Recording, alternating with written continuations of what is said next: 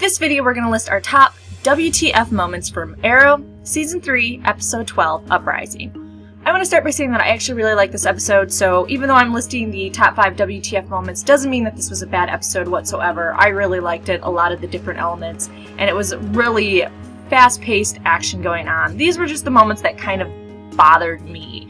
So number 5, the magician little girl coin thing.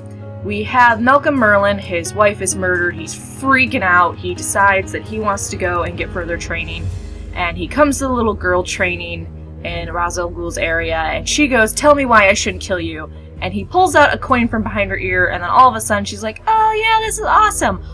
One, I don't think that would happen. This is a little assassin girl that's supposed to inherit the Demon Head's position at one point, if that ever happens. So that in itself is a little weird. I kind of see where they were going there. They wanted him, that's how he got his nickname, the magician, Malcolm Merlyn. I mean, besides his name being Merlin, is he pulled the coin out. I just don't think a little assassin girl would have been like, "Hey, I was gonna kill you, but you pulled that coin out behind my ear. We are cool now, let's start training." So, kind of a little off.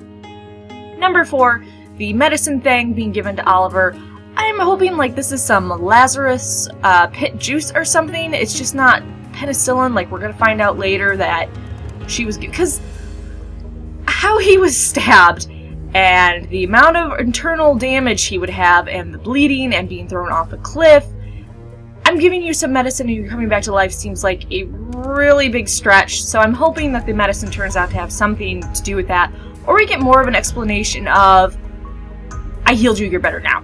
Because that's kind of BS how they built this whole thing up, and it's making me want to start to riot. Number 3, speaking of riots, was the mob fight. It really reminded me of the Dark Knight Returns, when we have the mobs running at each other even though they have guns. Like, the fight would have been so different if you just would have used the guns. If they weren't going to have them use the guns, then they should have just had nobody have guns and just have them have blunt objects. It just seemed really out there, and it was just as frustrating, as pointless as what we saw in the Dark Knight Returns when the mobs are coming at each other, and it's like, come on, you have guns. Use them. So that just was a little bit out there. Number 2, the flashback hair was awful. Why? I don't know if like this is just a show thing, but I feel like they feel when you add long hair to someone, it instantly makes them look younger. And they do that every time they have a flashback. They're like, how are we going to make this person look younger? Longer hair. And my god, did Malcolm Merlyn have terrible hair. His hair was awful in the flashback, and I feel like there has to be better ways than just giving someone long, awful hair to be like, yeah, they're younger here, because check out their hair. And then number 1 was Felicity's behavior.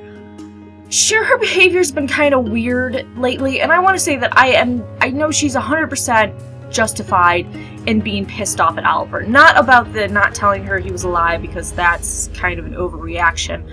But her being upset because Malcolm Merlyn has killed one of her friends, killed 500 people. She was devastated during the undertaking. Her sister corrupts, ends up killing another woman that she was a friend, ends up corrupting the sister of someone she loves. So she has every right to be upset that Malcolm Merlyn and the Arrow are working together. I get why she's upset about that.